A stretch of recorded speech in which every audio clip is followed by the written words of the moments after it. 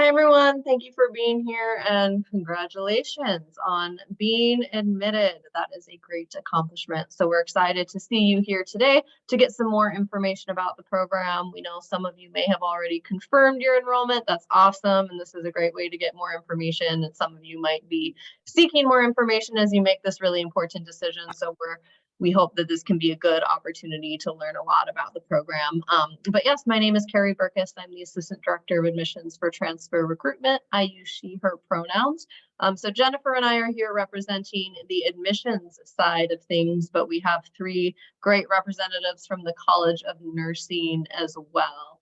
So I'd like to pass it over to the Dean of the College of Nursing, Kristen Swanson, to introduce yourself. Well, good afternoon, everybody, and welcome, future Red Hawk nurses. We're very excited that you've said yes to us after we said yes to you, and we look forward to your joining our program. I'm sure I'll be saying a few more words to you in a little while, so welcome. I'm glad you're with us.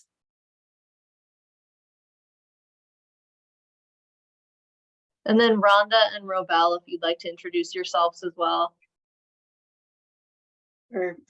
Thanks, Carrie. Hi, everybody. Welcome. Thank you for joining us today to find out a little bit more about the College of Nursing. My name is Rhonda Mitchell. I am the transfer advisor for the College of Nursing. So for those of you who are going to start with us this fall, I will be your advisor as you get started with the program. So you'll be hearing a lot more from me during this presentation, but then also coming up in the next couple months and over the summer as well. And so I will now turn it over to my colleague, Robel. Hi, everyone. My name is Rebel Kamat, and I was fortunate enough to sit in on many of the interviews for a lot of the folks that are here. So it's nice to see a lot of familiar names. But I am one of our undergraduate program coordinators as well as academic advisors. The students I advise are our diagnostic ultrasound freshmen, but I do have knowledge about the BSN program as a whole and then specifically clinical placement. So while I may not work directly with you so much, you are more than welcome to approach me with any questions you may have. Thank you, Robel. Thank you, College of Nursing, Kristen and Rhonda. Again, congratulations, folks. We are so excited to have you all here. It's such a huge achievement, and we want to spend a little bit of this first portion going over the agenda and going over some things that are important to know as you all navigate the final portions of your educational journey at the institutions that you all are at. So we will get started with that. So as I mentioned, we're going to go over the agenda quickly so you all know what to expect. We already did welcome, and we are transitioning into admissions information. So like I mentioned, we're going to talk a little bit about prereqs, about credits, about that hands-on art class that you all have heard so much about. And then we will transition it to our College of Nursing folks. So they have a quick presentation for you all as well to kind of dive into a little bit more about the curriculum and advising and some more nitty-gritty details about the nursing program. We will then shift over to the student experience. So we have some wonderful current students, both juniors and seniors, within the BSN transfer cohorts currently. So they will be joining us as well for some Q&As and also some questions that we've prepared.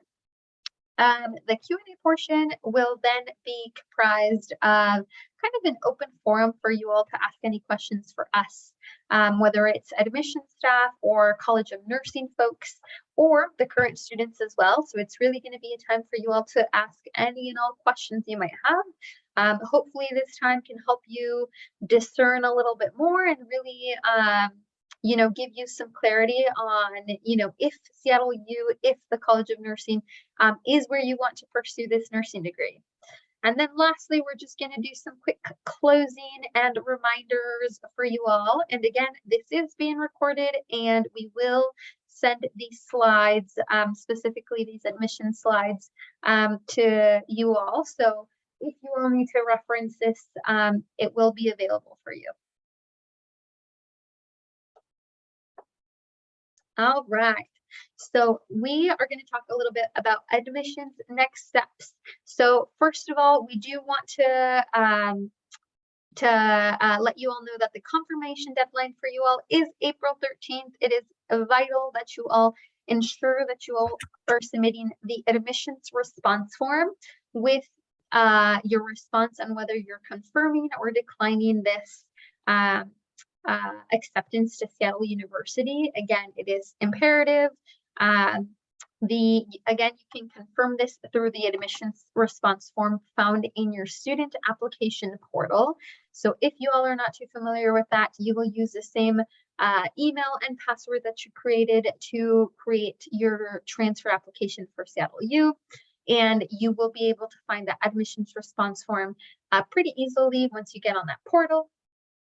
There is a $200 deposit required. So again, I like to let students know that these $200 go directly towards your tuition. So once you are a student at Seattle University, your first quarter here this upcoming fall, those $200 will go directly towards your tuition and fees. So again, it's going right back to you. It's just really that confirmation deposit that we need to secure your spot. We also want to highlight that students are accessing their credit evaluation. So all students who have been admitted will receive a credit evaluation. And I do like to mention that this is a great resource for any of you who want to take a look at how your credits transferred, what class satisfied what class. And I do like to mention that this only reflects the classes and courses and credits that we have on file. So let's say students have in-progress classes that we do not have grades for. Those will obviously not reflect in the credit evaluation, but we do have some deadlines here in the next slide or two that give you deadlines. So once we get those final official transcripts, students will get updated credit evaluations that will reflect those in-progress courses. And then, of course, financial aid awards. So usually students will get their financial aid award. I tell students about 2 to 3 weeks after they get their decision. So again, it's really important for you all to consider these factors. So your credits, your financial aid award, and what that looks like and what that means for you all. So that is also available for you as an admitted BSN student.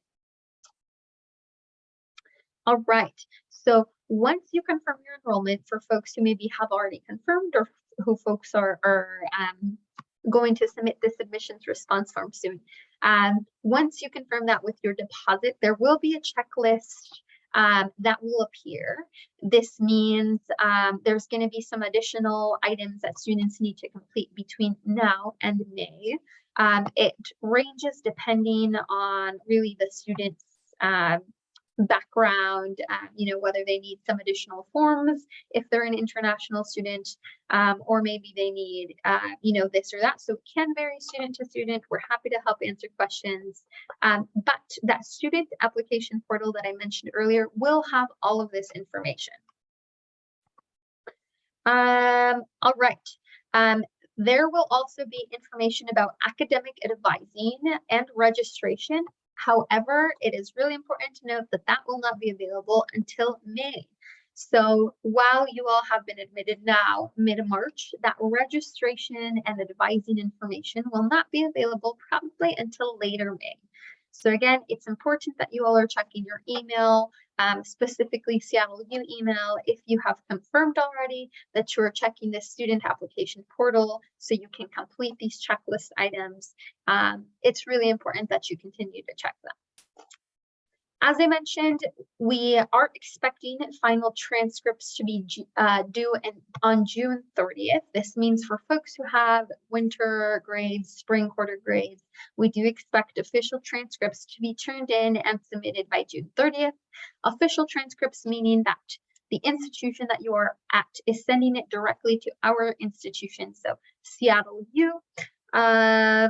And additional transcripts for folks who are taking summer classes. So again, this cannot be any of the prerequisites. The prerequisites must be completed by the end of spring So if courses are taken over the summer, this can be, for example, the hands-on art class. We will expect those official transcripts to be submitted and turned into us by September 1st. So again, these deadlines are extremely important to take into consideration. I'd recommend putting them in your phone or on your planner so you get a notification and that reminder to turn in these documents. All right, so as I alluded to here in the last slide, we will need all in progress prerequisites to be completed by the end of spring term with a 2.0 or higher. So again, we will be requiring students to follow through with the plan that you all have communicated to us. If you all are still planning to take some prerequisites during spring quarter, and it is really important that you all complete those with that 2.0 or higher. We also strongly recommend that you continue to check your SU email and credit evaluation for more information on how your credits transferred, etc. So that credit evaluation is an extremely useful tool for students, and we're happy to help answer any questions if there are. And then again, as I mentioned, we will verify this information through June 30th with that transcript submission. So again, it is best to be honest with us. If something happens with a prerequisite, the earlier we know, the better. This admissions decision is, contingent that you all are expected to complete these prerequisites with that 2.0 or higher. So we will be double checking that the plan that you all have on file, that you all have communicated to us, that you all have completed this prereq with that 2.0 or better. So again, please let us know if anything happens, if anything, maybe there's some circumstances, but again, that admissions decision is contingent on these requirements. All right, so the hands-on art class, this is a really important topic for folks who maybe have not yet completed this hands-on art class. All BSN admitted students are required to have a hands-on art class if admitted without an AA, DTA, or a bachelor's degree. So if you are not coming in with a degree that is a DTA, or if you are not a post-bac, you will be required to have a hands-on art class. And again, we do require this hands-on art class to be something that students are actively making the art. This can include drawing, pottery, painting. Those are usually my basic examples. So again, something that the students are actively making this art. There are a few exceptions with this, but it is important that you kind of plan to have that hands-on art class. I let students know that it's kind of the best to really just have that hands-on. If students are coming in with 75 or more credits, which every BSN student should, students can take some sort of art appreciation or art history. So we're a little bit more flexible on that hands-on if students are coming in with more than 75 plus credits. Again, I like to play it on the safe side and just tell students to, just choose an art class that you're actively doing the art in. Another requirement for this art class does mean that it needs to be at least 4 quarter credits. We've had some students in the past take maybe a 3 quarter credit class. And unfortunately, it does need to at least be 4 quarter credits. If you want to know currently if you have a class that you've taken that meets this art requirement, you can look on your credit evaluation. This hands-on art class will be titled UCOR 1300. So it is very important that you all take a look to see if you've completed that, to make a plan if you have not. And again, as I mentioned, if you take this hands-on art class during the summer, that is A-OK. That is the only class that students are allowed to take over the summer. All right, so we will get into this credit information a little bit more as well. So As I mentioned before, students are required to be at that 90 credit transferable college credit level by the time they come in during fall. It can be this 90 credit level, or it can be that bachelor's degree. Along with that bachelor's degree, we incorporate along with the 90 credits, we incorporate that, DTA or AAs, but it's really important that you double check to make sure that you are at that junior standing level. So at least 90 transferable quarter college credits. And I do say transferable because a lot of students may come in with maybe vocational credits that will not transfer and thus don't count towards this 90 credits amount. So it is really important for you all to double check that you all are at that 90 transferable college credits. That credit evaluation, again, will be a great tool for you all.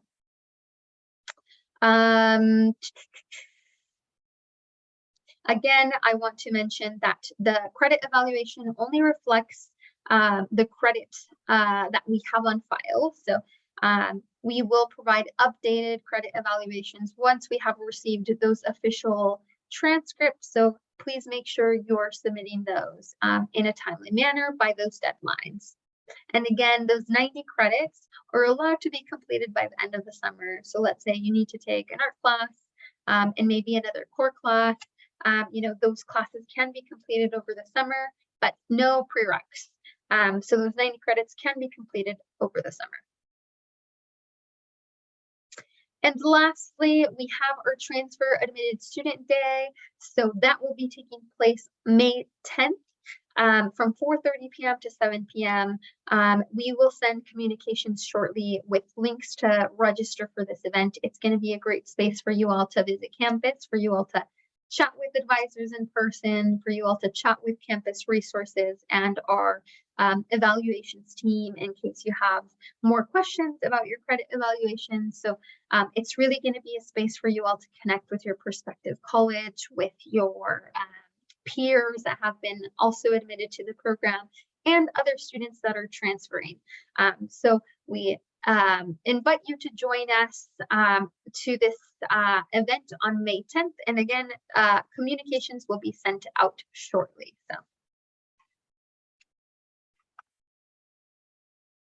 Yeah, and I just wanted to let everyone know that there is going to be an email coming out to all admitted BSN students that details those 3 main points that we shared. So the remaining prerequisites, the hands-on art, and the 90 credits. So it's going to include a lot of those bullet points from the slide for each of those 3 components, and also for anybody that does have outstanding prerequisites, it'll remind you of what those prerequisites are. So as Jennifer shared, it's just vitally important that you check your credit evaluation to know where you're at right now, while there's still time to make adjustments, to add courses in, to finish up your credits, because we will be verifying all of those things through your final transcript submissions. So just check your email that's coming out in the next few days to remind you of all those things, and you can always refer back to that. And with that, I believe we are handing it over to our colleagues in the College of Nursing.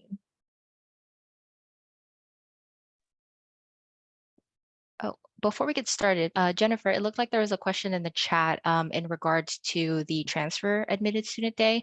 So Liv had asked, is that in lieu of the admitted student days in April? Yes, great question, Liv. So students can attend either. So really, we kind of have different dates for students to attend. I do think Transfer Admitted Student Day has a lot more transfer specific resources, and there will be time for transfer students to connect with your advisor, your dean, your prospective college. Students can really choose to come to either, to all of them, to both of them. But the Transfer Admitted Student Day will have more transfer targeted resources and time to kind of spend with the transfer community. All right, perfect. Thank you, Jennifer. Can everybody hear me okay? Perfect. Okay, my throat's a little bit scratchy. Okay, so thanks Jennifer and Carrie for all of that great admissions information. As they mentioned, we're going to kind of move on to some of the advising pieces and give you a little bit of information about getting started with the program and kind of what to look forward to. Okay, so whoops, I think I went one too far. Okay, so a little bit of introduction to some of the names of some of the staff that you'll be interfacing with and that are part of the College of Nursing. So first and foremost, as we mentioned, is Dean Kristen Swanson. And then we have Danuta Voynar, who is our Associate Dean of Academic Affairs and Undergraduate Education. And then Maret Aziz is our program director for our diagnostic ultrasound program. So you won't really interface with the director for the diagnostic ultrasound program, but there are some classes in the first quarter that you're going to take where you're going to be mixed in with some of the ultrasound students. So just know that will be coming as you start with the fall quarter. And then our academic advising staff, we have Carly Ratcliffe, who's our senior academic advisor, and then myself, Rhonda Mitchell, who's the transfer advisor. And then we have Grace Laguna, who is also going to be working with Carlene to advise some of the incoming freshmen that are coming in each fall. And then Robel Kamat, as she introduced herself. And then we have our program coordinator, Maya Mosteller, who you'll be working with pretty closely for a lot of different things, for forms and different things that are a little outside of the advising purview. And then Tammy Soderberg, who is our clinical onboarding coordinator. So you'll be working with her very closely as you work with clinical placements and onboarding materials and things like that. Okay, so within the College of Nursing, of course, we have Dean Kristen Swanson with us today. She actually wrote The Theory of Caring. And would you like to share a little bit of a few words? Sure. Well, some stuff about me is I'm actually going to retire in about 12 weeks. So this is kind of like my welcome aboard and see you later message to all of you. But when she alludes to the theory of caring, actually, it's kind of a nostalgic time for me because it began back when I was a PhD student. I asked 20 women who miscarried, what did miscarriage mean to them and what helped them feel cared for or cared about. And way back then, I developed a theory of caring that kind of took on a life of its own.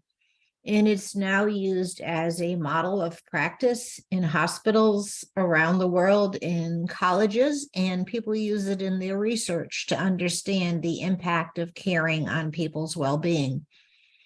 I myself have had a couple of National Institute of Health funded grants to look at, can we help people in their healing after pregnancy loss?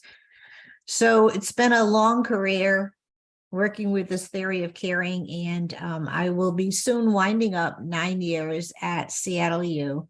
So I guess what we can look at is you all are the last class that I'm part of admitting. So your first time to be admitted to Seattle U, my last time to admit someone to Seattle U. So let's just demonstrate to all of them what an amazing job we did when we selected you and be the best transfer cohort ever.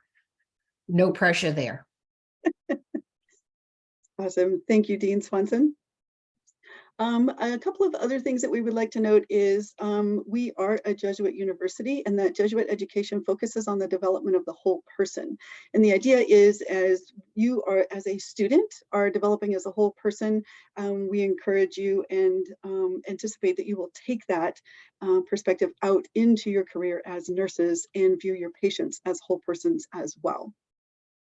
Clinical opportunities are very abundant and expose students to varied professional networks across the Seattle area. So you'll get a lot of opportunities to interface with lots of different types of facilities and different types of units as you go through your clinicals. And then our SU College of Nursing graduates are highly in demand within all of the facilities that you'll be working with and getting to know as well. Okay, so hopefully you all have maybe seen this. If not, this is our program of study. This lays out the 7 quarters of classes that you'll be taking as you go through the program. I'm not going to go over this in a lot of detail at this point in time because I go over this in much greater detail, like per class, when we go through some of the advising sessions that will prepare you for registration. So just know the highlights here are these are your 10 prerequisites that must be completed, as was mentioned previously, with a 2.0 or higher by the end of spring quarter.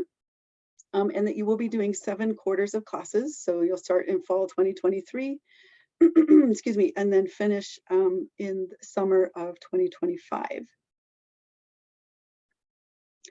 Okay, so the main thing to take from that is you're going to have 2 different types of classes. You're going to have U-Core or University Core classes, and those are required for all students because we're a liberal arts college. And those come under 3 different modules. We have module 1s, which are the 1,000 level classes.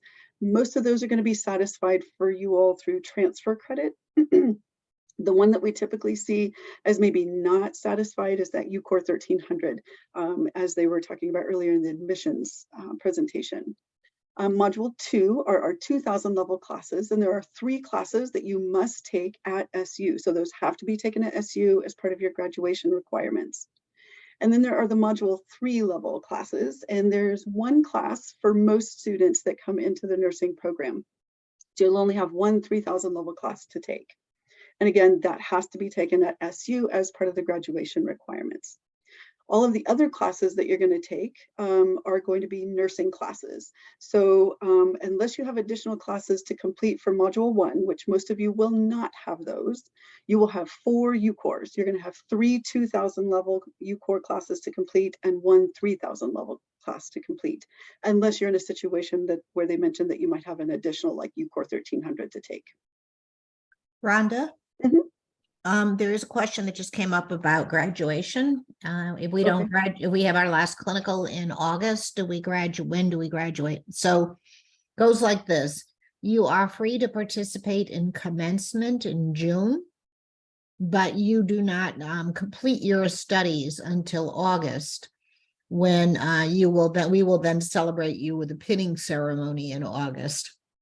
So there's 2 events to celebrate completion of your studies at Seattle University.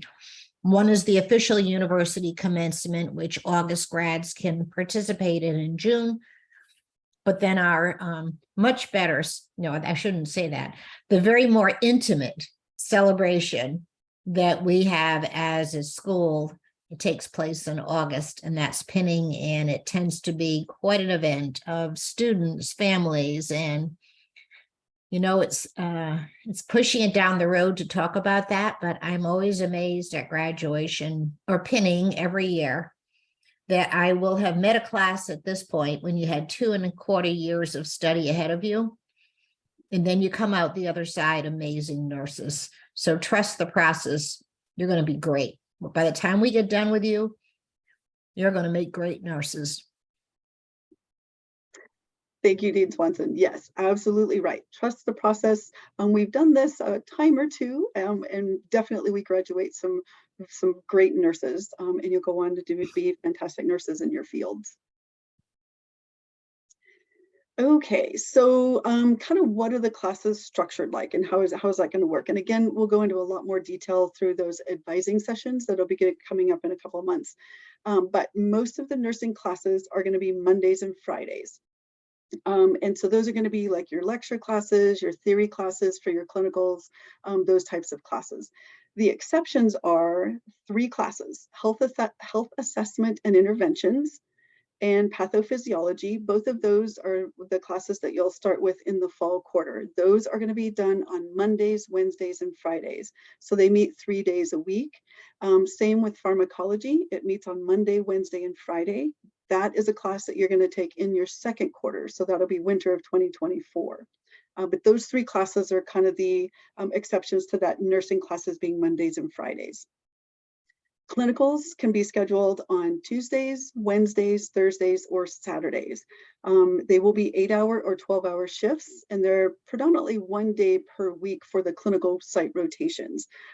So definitely know that if you're working, which is a common thing with more of our students, that is going to be something that you're going to have to manage and work with each quarter. And that'll be something that we'll talk about when we go through advising sessions and prepare for those as well.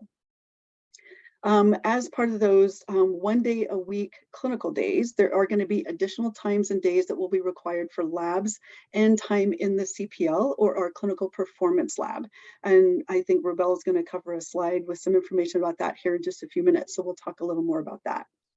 The U-Core classes, or those university core classes that we were just talking about, those 2,000 and 3,000 level classes, those can be scheduled as Monday, Wednesday, Friday, or typically Tuesday, Thursday. And we have processes in place to help you figure out clinical conflicts and things like that. So we'll help you manage that each quarter as those types of things come around. All right, so now I'm going to turn it over to Robel to talk a little bit about the Clinical Performance Lab. Sounds good. Thank you. So yeah, as Rhonda mentioned, the Clinical Performance Lab, you'll get a chance to experience this location the first quarter that you start with our program. And so this is I think it's one of the greatest resources that we have here at SU's College of Nursing. And what's unique about it is that it's located in the James Tower of the Swedish Medical Center at the Cherry Hill campus. And so when you go to the space, you'll be going through the hospital. So it's kind of like giving you that additional experience of going on site to a facility.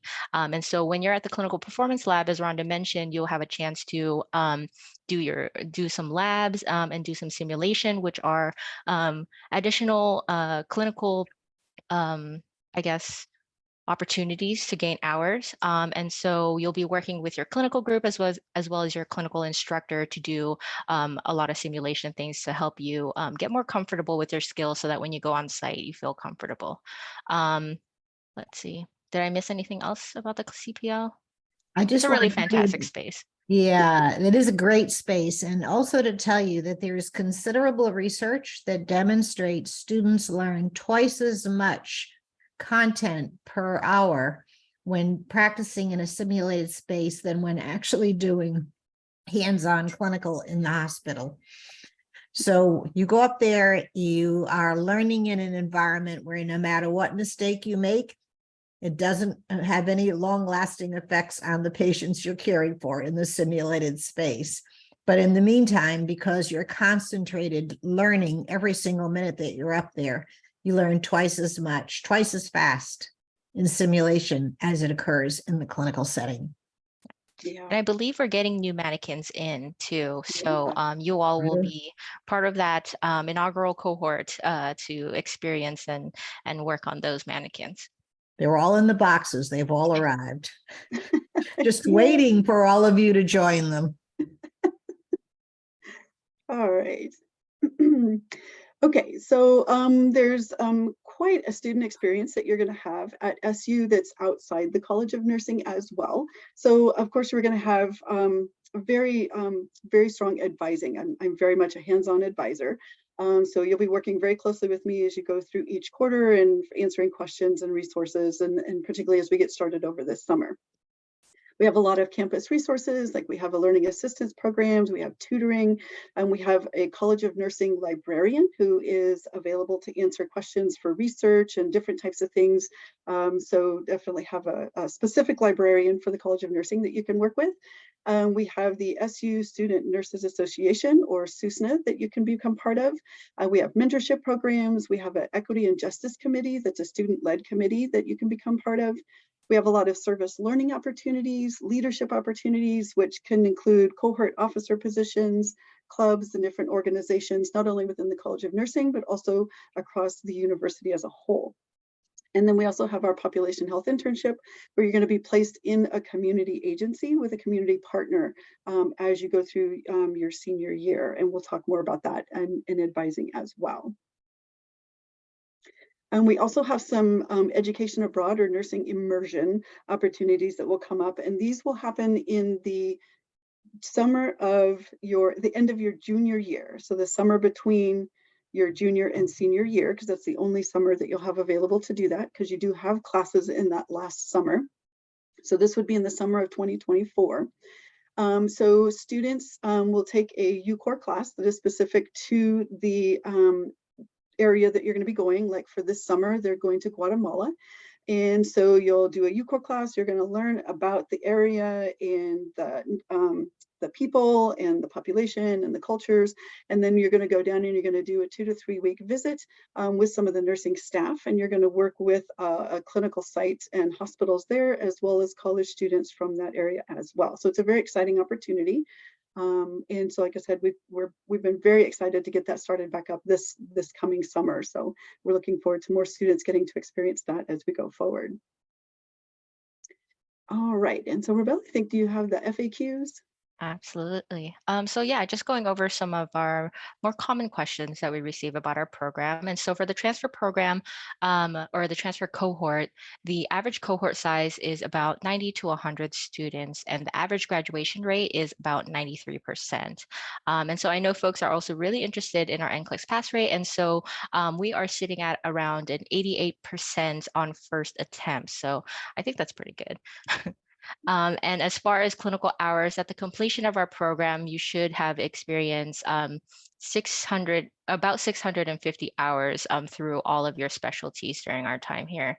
And the average class size for our program, when you're in your theory courses, so those are like your lecture style courses, those will be around 47 to 50 students. And then it'll be much smaller when you get into your clinical groups with the average size of about 8 students. And sometimes you'll get about 10 students depending on the specialty. For instance, our gero or geriatrics clinical rotations will usually have about 10 students, but that's usually the maximum. And as far as our clinical sites, so what we tell our students is that we have about a 30-mile radius to the north and south of Seattle, if we're considering Seattle as the center. So that's as far north as Everett and as far as south as Tacoma, and then about 15 miles east to Issaquah. So we have a pretty wide range of facilities that you all will get to experience, and those are determined, where you are placed is determined at random, so that way you have an equal opportunity to experience as many facilities as you can. And as far as transportation, students are expected to provide their own transportation to and from clinical sites each quarter. And it's usually not a problem, as you know, when you move through our program in a cohort model, you'll get to know a lot of your classmates, and many of you will have similar schedules. So it's easy to set up a carpool situation. And as far as classes and schedule, your classes and your work schedules, as Rhonda mentioned, things to keep in mind is that lecture, clinicals, any sim or lab that you have to do on top of clinical hours, as well as the PHI internships, are pretty much set in their schedule. And so if you are needing to work or have other situations occurring, that's something to keep in mind when you're trying to craft a schedule. Can I just add one thing? And that is that, to be in truth, all honesty with you, the NCLEX pass rate, this group that just finished, was around a 77% on first try. When they retook it, it went up to a 91% within 6 months of graduating. We believe that the lower pass rate this time around had a lot to do with students not being gotten to know each other as well, being much of their curriculum was online. We are very optimistic that when your group comes together, we've put together some additional aids to help you get ready for NCLEX, and you will be all in person and have time to form those study groups that really make a difference in getting ready for your license exam. So although we went lower this past summer, we've already gotten it up to 91% with retakes. Great. Thank you, Dean Swanson. Yeah, it's a great information. Next slide. And so this slide is just a visual to kind of give you an idea of how far north and south are, and as far east as our clinical sites are located. So fortunately, majority of our sites, because we are located in something that's informally called Pill Hill, we do have quite a few locations that is just around our campus. And so many of them are within walking distance or are very easy to reach via public transportation. And if you are a student who is commuting, and if you indicate that you are, located a little bit further up north, that's something that we do keep in mind if we do have any clinical sections or groups that are potentially going to be placed there. And the same can be said for South as well as East. All right, so that's most of the information that we'll cover for this. The next steps, as was mentioned, the admitted student days are going to be April 1st and 16th. And then there's also the transfer day, which was going to be on May 10th. So hopefully we'll see a lot of you there. Definitely watch your email for group advising sessions to be scheduled. So I'm going to be scheduling those for May, but I'll be emailing that information out to everybody probably right around the end of April, first part of May. And then definitely watch your email for orientation activities and events over the summer. There's a lot of information and modules that are going to be required for you to do. And then all of the advising sessions and then registration sessions that we'll do to help you get to know the classes a little bit better. We'll go through a lot more detail about the classes, getting started, and then also about getting ready for those registration sessions where you'll register for your classes. All right, and then just a quick slide. I don't know if you want to take a screenshot or take a picture, but these are the emails of most of the staff that you'll work with if you have questions. So myself, Robel, Carlene, Grace, and then of course Maya as the program coordinator as well. So you can reach out to any of us regarding any questions. All right, so I think now is where we will open it up to questions and the student panel. Thank you, folks. Yes, can I have the current juniors and seniors maybe react with an emoji so we can go ahead and do quick introductions and we can get started with that current student panel. So please go ahead and react with an emoji and we can go ahead and get started with introductions.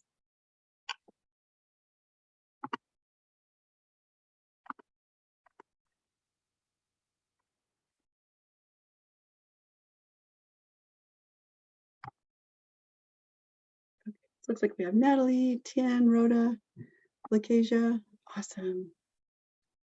Great. Natalie, if you can start us off with introductions and then popcorn to the next current student, that would be amazing. I will ask that maybe two folks answer each question and then we can move on to the next one. Okay. Hi guys, I'm Natalie. I'm in the junior cohort this year and I come from on the south side, so I'm from like the Kent area. And some of my background is I used to work at Virginia Mason. So yeah. And Natalie, can you popcorn that to the next student? Okay, Lakesia? Hi, I'm Lakesia. I'm a current junior. Yeah, I'm a current junior, and I also live in Kent. Sorry. Elma. Hello, everyone. My name is Elma, and I am a senior, and I live in Tukwila. And Tien? Hi everyone, thank you, Elma. I'm a senior as well, and I live in Shoreline. Rhoda.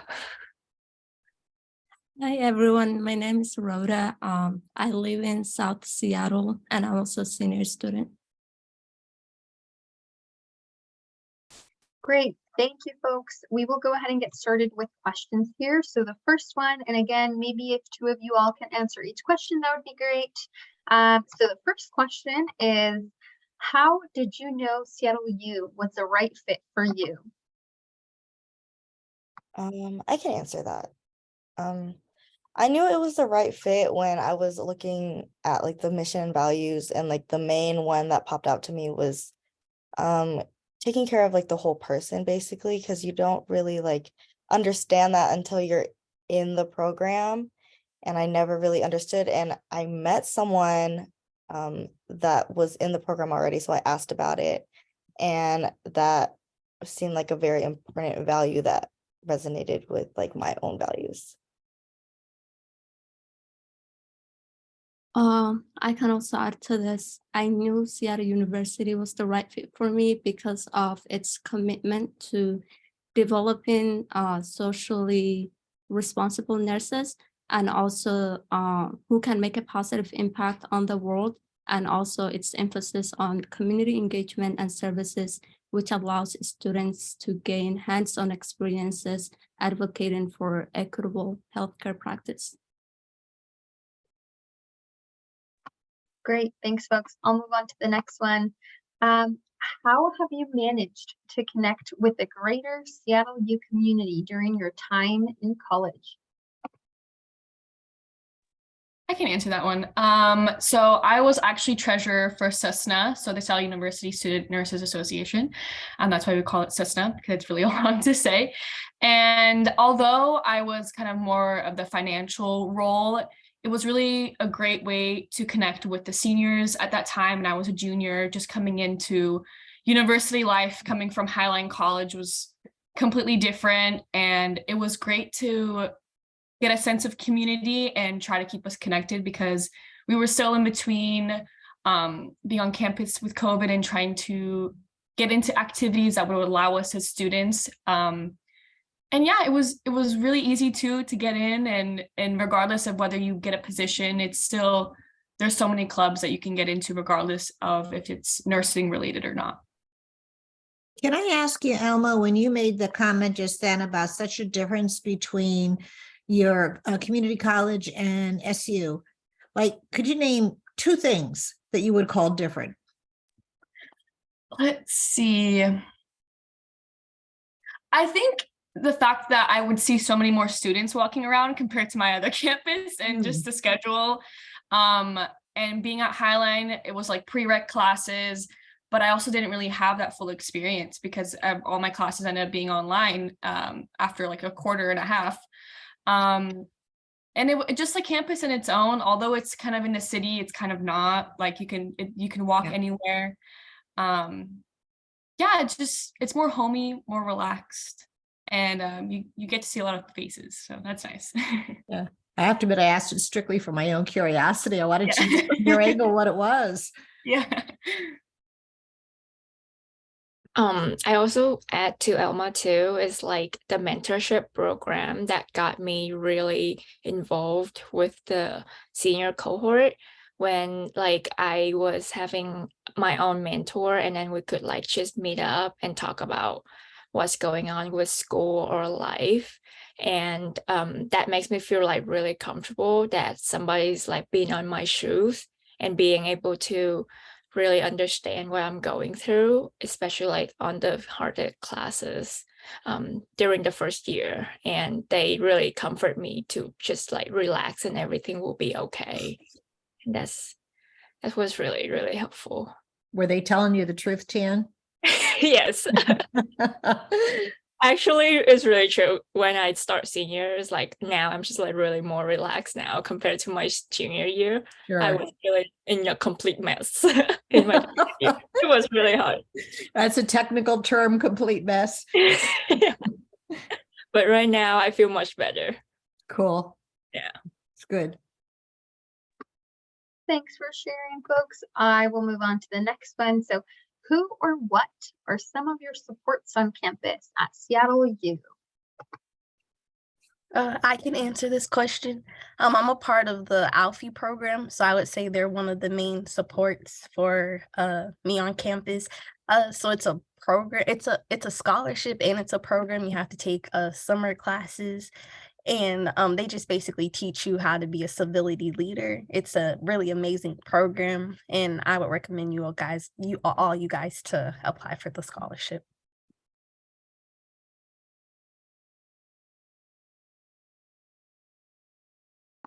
Anyone else? And again, you can open it up. So who or what are some of your supports? Doesn't have to be on campus. So I, first addressed as on campus at SU, but you can also say outside of SU. So I can go. I think it's really important to keep connections that outside of nursing school.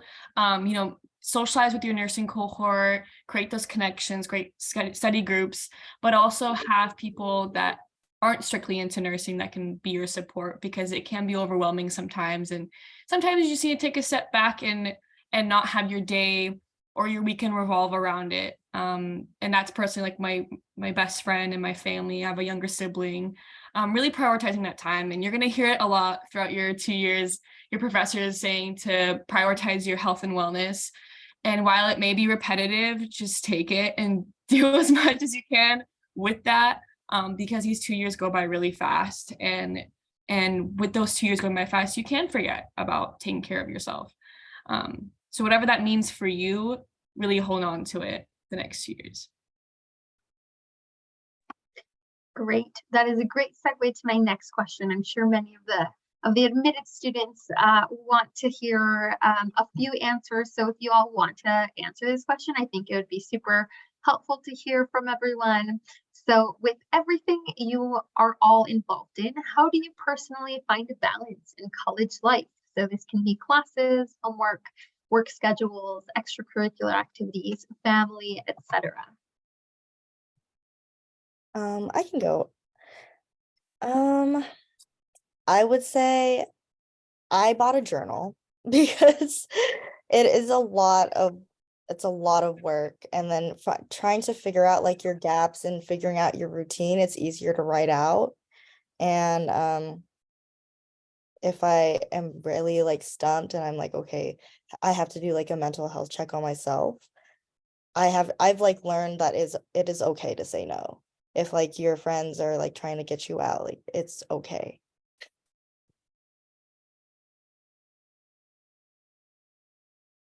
I can also add a little bit. I would say definitely, to be honest, my first 2 quarters, I really struggled with time management between classes, studying for finals, going to clinicals.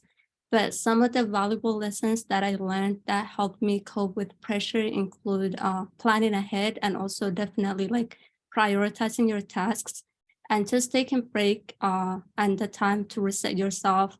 If that is like spending time with your family, or even going to get coffee or lunch while you are on campus with your friends, just take breaks. Don't stay up all night to study. Just go to sleep after midnight. I agree so much though, like that right now I would say sleep and know how much you need, like how much sleep you need. Because like before I was like such a night person, but that makes me like I can't function during the day. That's now that I understand that I need a set 8 hours to be a happy human being. And it helps me focus so much better than just trying to grind so much at night, and during the day I'm like just like a miserable person. So I would say understand what your body needs and provide as much as you can, so that you don't have to like be grumpy all day or something. But yeah, take care of yourself, I would say. Yeah, I agree with what everyone else is saying. Honestly, I'm still trying to work on finding balance. I would just say that like make sure you do self-care and don't like work hard and study, but make sure you take those breaks and don't like overwork yourself. You know, I have to laugh. For all the years that I've been a nurse, the advice you're all given is the same exact advice that I think any nursing student would give, but there's one I would add to it, and that is know yourself. And if you surround yourself with people who are like so driven, they have to study everything 2 weeks in advance of when an exam occurs. I had friends like that. I avoided them desperately.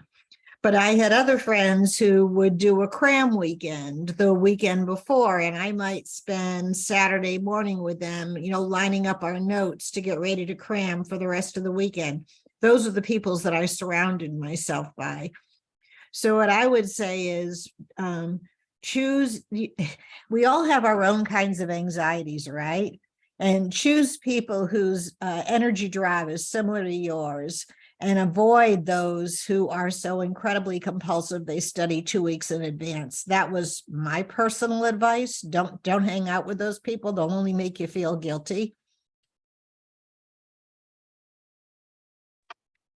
Thank you all. Last question.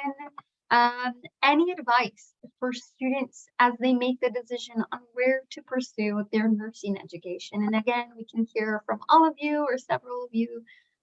So again, feel free to just come off mute.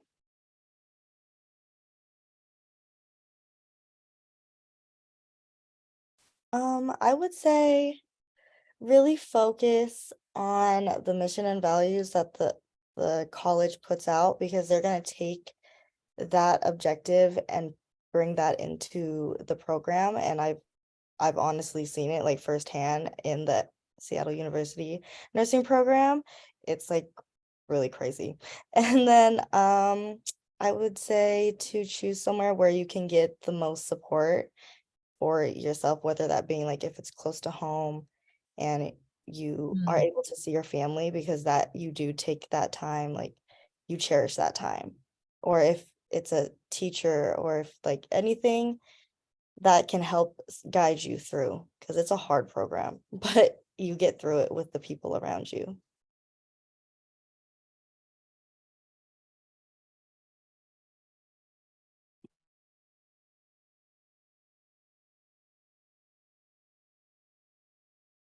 Can I confirm the question? Is it for like a specialty that we want to go into, or is it clinical?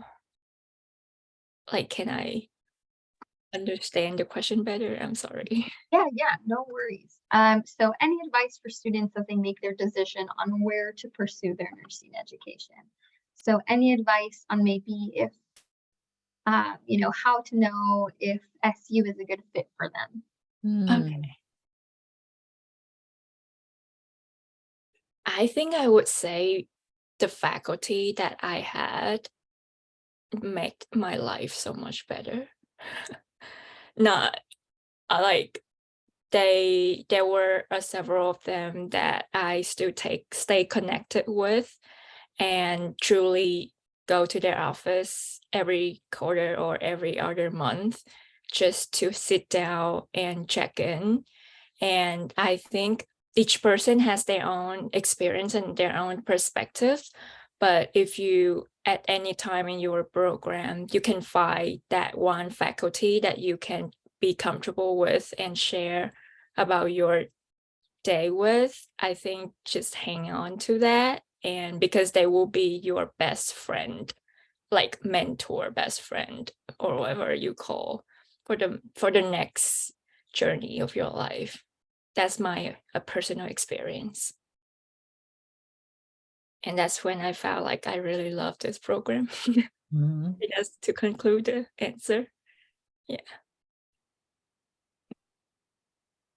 Okay, so I'm going to take Dean privilege one more time and say to you that I have been, I was at University of Washington for 25 years. I was at University of North Carolina at Chapel Hill for 5 years, and I've been at Seattle U for 9 years. And I will tell you, across the 3 programs, you will get an excellent nursing education. That's without a doubt. But the one thing I will tell you that Seattle U stands out in my mind is how much our faculty choose to be at Seattle U because they love teaching. And in fact, I would say their heart beats way more to teaching than it does to research. They do research, they do some scholarship, but their heart really beats to, they love being a nurse and they love educating nurses. So what Tam described, I think she picks up that energy, how our faculty truly love. Most of them work as a nurse 1 or 2 days a month to 1 or 2 days a week, depends on who you talk to.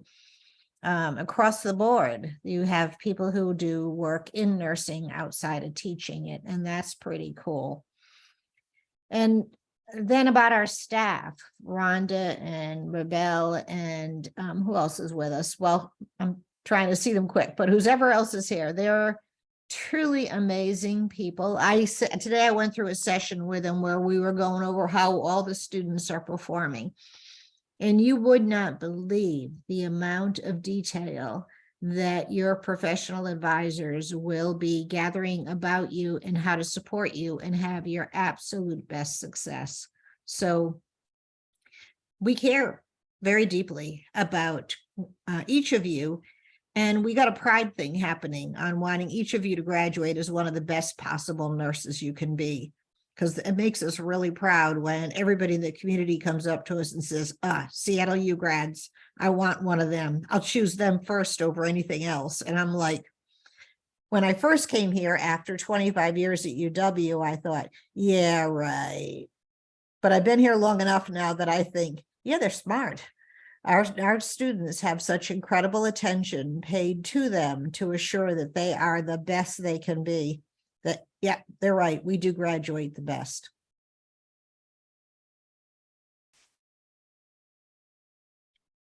Thank you all for sharing so much. Natalie, Tin, Rhoda, Acacia, Elma, thank you for being here. I want to open it up for a Q&A for all of our prospective admitted students here.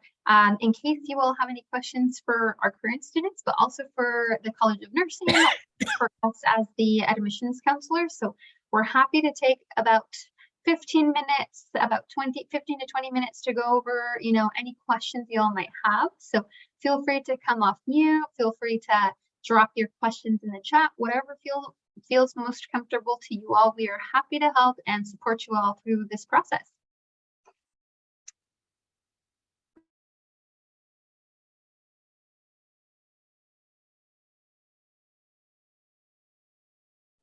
Yes, I have a question. So now I'm living in Linwood, kind of like at the north area. And I wonder, like, do I need to really live in the campus to like complete all the like classes every day and clinical experience, something like that? Or I can live with my home, that's still okay? Yeah, so great question, because I know a lot of students don't necessarily live right in the Seattle metro area proper.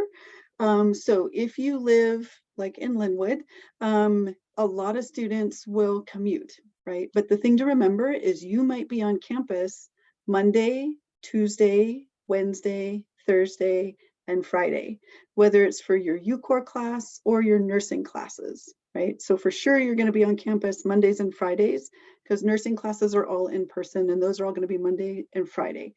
In the fall quarter, so this first coming up fall quarter, you have 2 classes that are going to be Monday, Wednesday, Friday. So you're going to for sure be on campus 3 days a week. And those classes can be pretty lengthy. And then you're going to have other classes that you're going to have. So students who live that far away, definitely be ready to commute. So that means you're going to have to leave early if you're going to live that far away to make sure you're on campus on time for your classes, for them to start. If you live that far north with the clinicals, as was mentioned, we kind of try to work with students with the geographic area where they're located. So if you live really far north, like around Everett, we're going to try as hard as we can not to have you scheduled for a clinical that's all the way down in Tacoma, right? Because that's a really, really hard commute. So students will have the opportunity to fill out a preference survey to give that information to our clinical onboarding coordinator, Tammy Soderberg. And she will be able to work with that to say, okay, if the student lives way up here, we're going to not do a placement all the way down in Tacoma, right? And vice versa, if you live really far south, we try not to place you in clinicals that are really far north. So we try to minimize that as much as we can. But for some students, driving those long commutes for classes can be a little bit of a challenge. Is there anybody from the student panel that might have some experience with that and how they work through that challenge?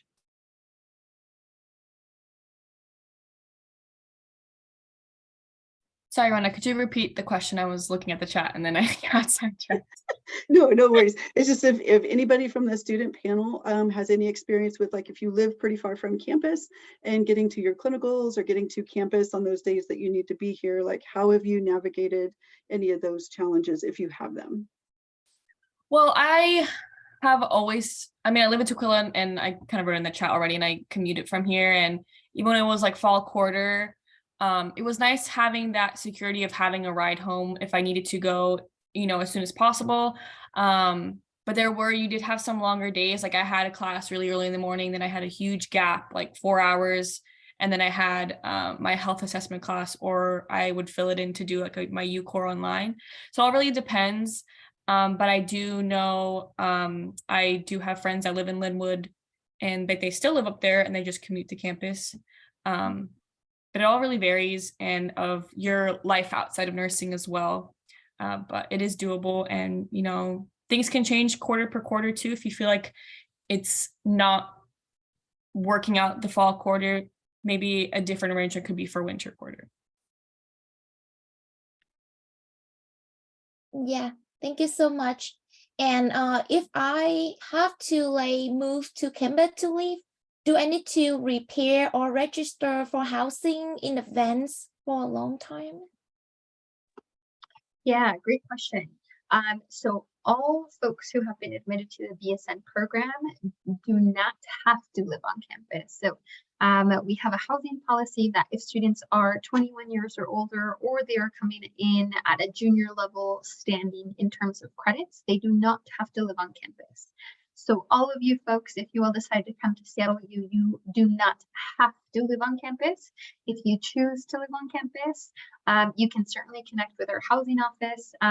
We have a few partnerships with apartment buildings close to campus or pretty much on campus that students can apply to for leases. So that's certainly a possibility as well. All right, thank you so much.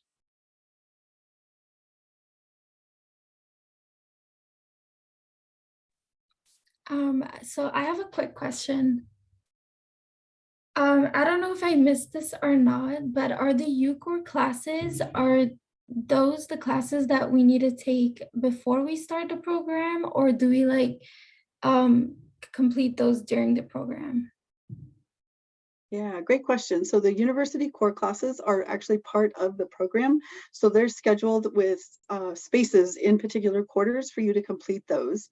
And as Lakesia was saying, as an Alfie Scholar, there's a little bit different cadence with that. So if you are an Alfie Scholar, your UCORs will be taken a little bit differently than the rest of the cohort. But the majority of the students in the cohort, your UCORs will be taken in prescribed quarters.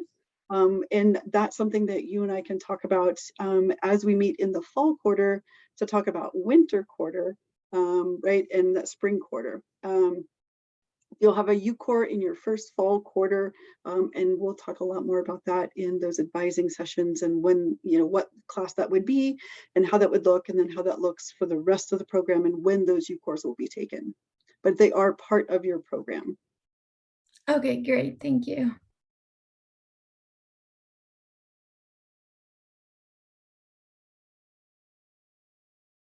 I guess I also have a question, and I know I also asked this question in my interview, so if you were there, I'm sorry, but I'm asking it again.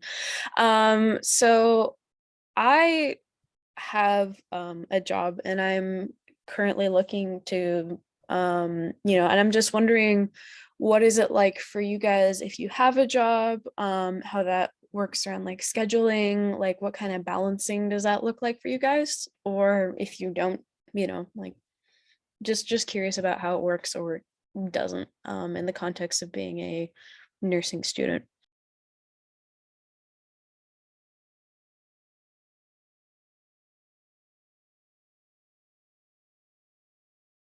Do any of the students? Yeah, sorry, do any of the students want to speak to that if you're working while you're going to school? I can go. So I work on the weekends and I also work one day out of the weekdays. But I would say one thing, just make sure that maybe your work is flexible. Maybe some days, like last quarter, I had my clinical on Saturdays, but my work was always on the weekends. But then I was able to talk to my boss and make sure I moved my Saturday schedule to maybe Friday or another day. But if you have that flexibility, it's good, but always be aware that even like clinicals could be on the weekends. But other than that, it's doable.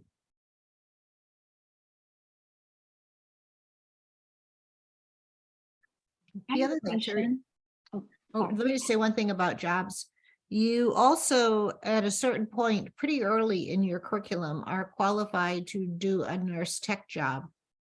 And the nurse tech job will not only be a good way for you to get in confidence and practice as a nursing personnel, but it pays a not so bad salary. And most hospitals are really happy to have you as a nurse tech and will work with you to make it fit around your studies and their need for your support.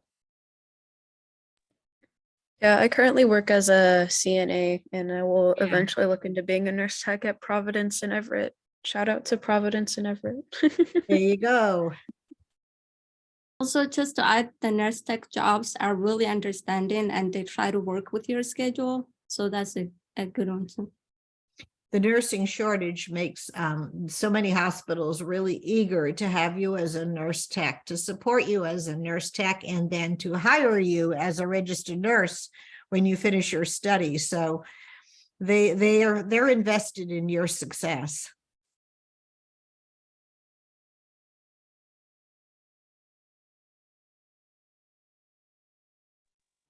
So I had a question. I was wondering if you could give, what was it, your first quarter, the first quarter of nursing school, any advice, what would that be? That's a great question.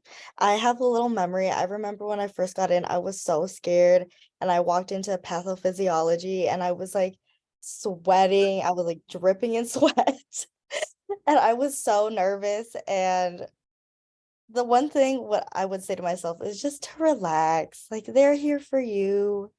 Like I remember like the first thing that the pathophysiology teacher would do would just let us have a moment to take a breath. And I think that's when I knew like this is where like I belong, basically.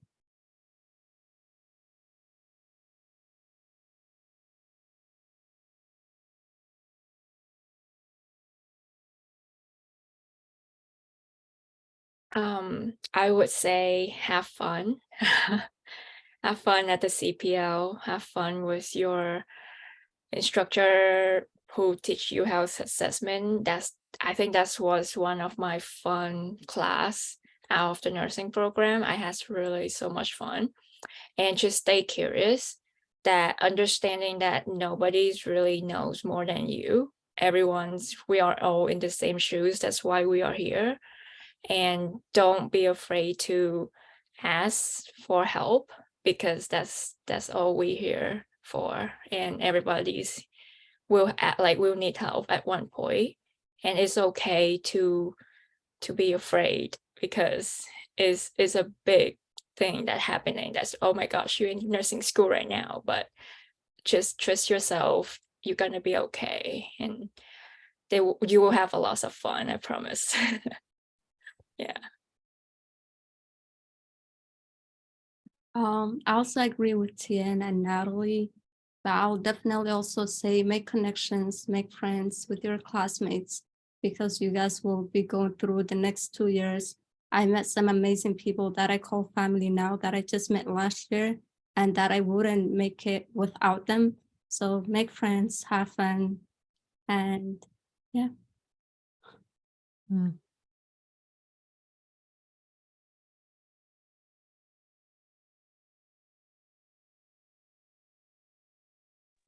We have a few minutes left, folks, in case you all want to ask remaining questions. Please use this time. We've had students ask about study habits. We've asked students ask about, work life and being a student balance. So please feel free to drop any and all questions and we'll do our best to answer. So a few more minutes. I have one question. So when are we able to start the nurse tech job? Is it after completing 1 quarter, 2 quarters, or we can just start after we start right away? Are you talking about the nurse tech position? Yes. Yeah, so unless you are a CNA already, If you don't have that experience, you would have to finish your health assessment, which will happen in the fall. And then you have to finish your first clinical, which will happen in the winter quarter. So at the end of your second quarter is when you can start applying for nurse tech positions. If you're a CNA and you have those hours already, you could apply for a nurse tech license before then. Okay, I'm a CNA. Okay, yeah. So you could look at some of those positions. And as we get started over the summer, you can email me like, I'm interested in that. Where, you know, where do I find that information, and I can get that to you. Thanks. Yeah, so you can see those requirements. It's mostly they're looking for the clinical hours and patient hours, patient contact hours. Thank you. I have one quick question as well. Okay. I am about to finish my prerequisite for, you know, like 90 credit almost, but I didn't take any art classes. Is that required to take art class, or, you know, there's another class that can be, you know, equivalent for that specific class? Yeah, it definitely needs to be an art class. Sorry, my screen froze there. The email that we're going to send out to all admitted students gets pretty specific into the types of classes that can fulfill it. But I would harken back to what Jennifer said, like it's best to be on the safe side and just take a class where you're making or producing the art, because you know that's going to fulfill the requirement. So drawing, painting, ceramics, that kind of thing. But if you haven't taken anything in the arena of art, then you should plan to take that in spring or summer, because it needs to be completed before starting at CLU. So you can always chat with Jennifer or myself. We're happy to provide more details, and just be on the lookout for the email that we're going to send, because it gives like a lot of different examples of classes that could qualify. So it gets a little bit more specific for you to refer to. And I'll answer the question in the chat real quick as well. That is correct. So the question is it the only other required U-Core class we need to complete by the end of summer 2023 rather than all of the official prerequisites? That is right. So the hands-on art is the only other specific class requirement that we expect to be completed by the end of summer. All prerequisites need to be completed by the end of spring, but those are the very specific courses that we are asking in those specific deadlines. So yes, good question. And Carla is asking, where can I see if my art class is equivalent to the U-Core 1300? So I can go ahead and drop it in the chat here. We have something that's called our transfer equivalency tool. However, I always tell students that you can double check with us, and if you're making art, and we are happy to maybe chime in on classes that you are wondering about.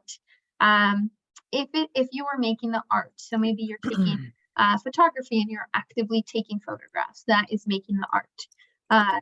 Maybe you're painting, so you're using a paintbrush to paint a picture, that is making art. It's pretty safe to assume that those will qualify. So anything that's hands-on art will qualify. But again, we're happy to chat with you, and you can also use that transfer equivalency tool that I dropped in the chat as well. Also want to clarify that if you're wondering like if a class you've already taken fulfills hands-on art, then just check your credit evaluation that we've been referring to. Again, that's in My Seattle U and not your admissions portal.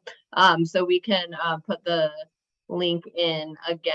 I still have it pulled up. I can add it in just so it's lower down on this thread about how to access My Seattle U, because there's going to be a line item in your credit evaluation for like every single requirement essentially. So you're just looking for the one that says U-Core 1300. And if there's nothing there, then that means you haven't met it yet and you would need to take it. And so you can check on all the other U-Cores too. If you're curious to see how other things transferred, you can check on all your prerequisites and anything else. So it's a pretty cool tool to see exactly how everything came in. And the question about that, is it required to be a 5 credits class? The art needs to be at least 4 quarter credits. But right above that, there's a question for Rhonda, I think, about the Yeah. timing of nursing classes. Yeah, I saw that. So our nursing classes in the morning or midday. So your nursing classes will predominantly be in the morning or early afternoon, particularly like your pathophysiology and pharmacology. Now, health assessment is a pretty long class. You're in class for like 3.5 hours, 3 days a week. And because the cohorts kind of divide in half to take those and then into smaller groups, those will be like a morning, and then there'll be one in the afternoon that ends like at 4:30. But then as you go through the later quarters, so in the future quarters, most of your nursing classes, like your theory and lecture classes, will be usually early mornings. Your clinicals will typically be early mornings. There could be some night shifts, like an 8-hour evening, not an overnight, but like an evening shift. Sometimes the 12-hour shifts are like 7 a.m. to 7 p.m. A morning clinical that's an 8-hour shift might be a 7 a.m. to 3:30. And then an evening clinical shift might be like from 3 to 11 or 3 to 10. So most of the nursing classes will kind of be early mornings or early afternoons.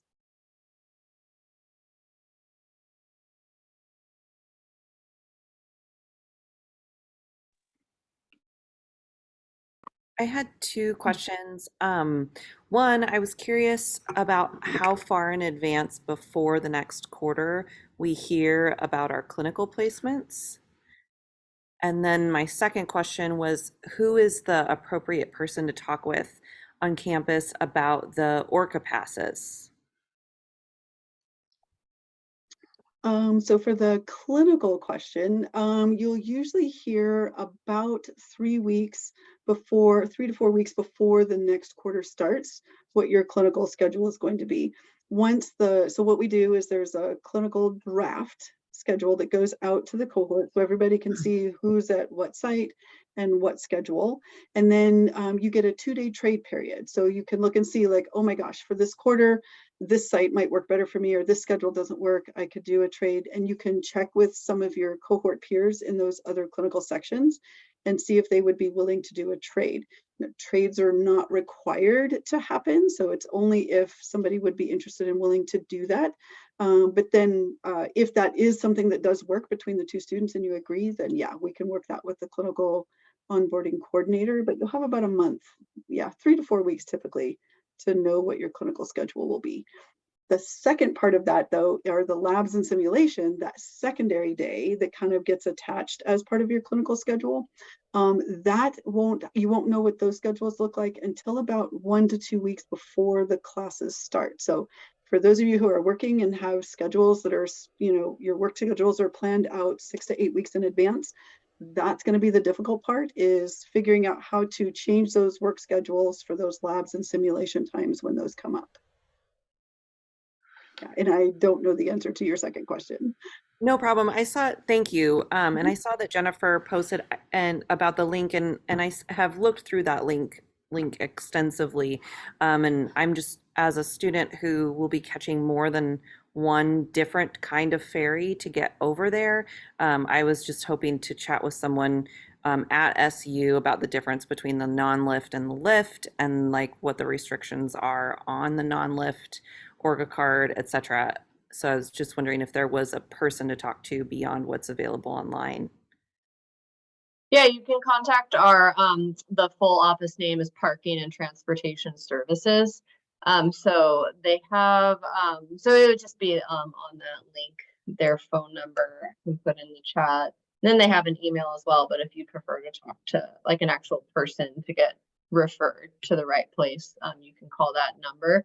But yeah, the office is called Parking and Transportation Services. Thank you. So they kind of oversee like all of it. So thanks. All right. We are nearing the end of this event, folks. I want to be mindful of everyone's time. So that is it for now. Thank you all so much for joining. I will pass it off to Carrie to do some closing remarks. And again, congratulations and thank you for spending this time with us. I hope you all have a great rest of your week, but I will pass it off to Carrie before we officially close. Yeah, thanks, Jennifer. I just wanted to give a huge thank you to all of our special guests today. So Rhonda Robel, Dean Swanson, and all of our amazing current nursing students who took the time out of their busy schedule to share their wisdom and insights with all of you. We're really grateful for your time, and just give a huge, again, congratulations to all the students. It's a huge accomplishment to be admitted to the BSN program at Seattle U. So you should all feel very proud of yourselves. And we know you have a hard decision ahead of where to attend, but we're hopeful that your time with us this evening gave you some more information as you make that really important decision. We're all available to answer questions. I'm going to put our transfer email into the chat as I talk. transfer@seattleu.edu. So you're welcome to reach out to that. And if you email that address, then you'll get routed to either Jennifer or myself, and we can chat with you more if you have any questions. So some final reminders, keep checking your email, both the email that you used to apply and your Seattle U email, because from now on, things are going to be coming to both places. So it's just important to be checking both of those. Like I said, we will be sending more like credit information and things like that. As Rhonda said, academic advising information is going to be sent out in the next few months if you decide to confirm your enrollment. Another really crucial reminder, I'm so happy that we have an actual Alfie Scholar here in our group today, but the Alfie Scholars deadline is April 30th to apply for that for anyone who's interested in that. That's a scholarship opportunity for students who are transferring from community colleges. So definitely keep that on your radar. It's an April 30th deadline for that. So that's also upcoming as well. So I believe that's it on the admission side, unless Rhonda, you want to have any remaining words about considerations or reminders? No, most of them I covered in our presentation. So just a reminder that you'll be receiving emails from me in April. So I'll be emailing out to the group to let you know some of those advising sessions. Those will likely be group advising sessions because it'll be very difficult to meet with each of you one-on-one. But if you do have specific questions, you can always email me those separately. But do know that I will be having much more in-depth conversations and information sessions about advising and being prepared for the fall quarter, what to anticipate, each of the classes, and more specific about those as we get those scheduled. And then we'll help you know what classes you're going to be registering for and how to find those classes and get registered and use the student tools for registration as you get started. So that'll all happen in May. Wonderful. Lots of great stuff coming up. And then final plug for Transfer Admitted Student Day on May 10th. And then we also have the Admitted Students Days for all admitted students coming up in April as well, if you'd like to attend both. So we hope to be able to see you soon. And we look forward to answering your questions as you make your decision. Thank you, everyone.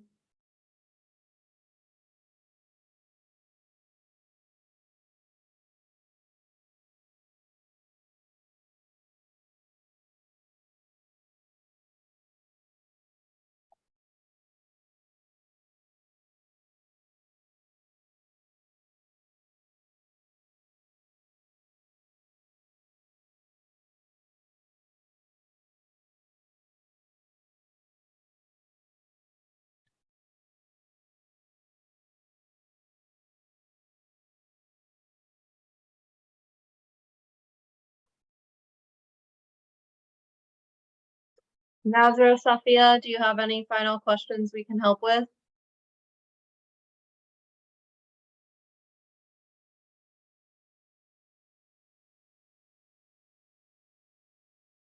And I will be stopping the record, or maybe Jennifer, you should stop the recording so it goes to your cloud. I don't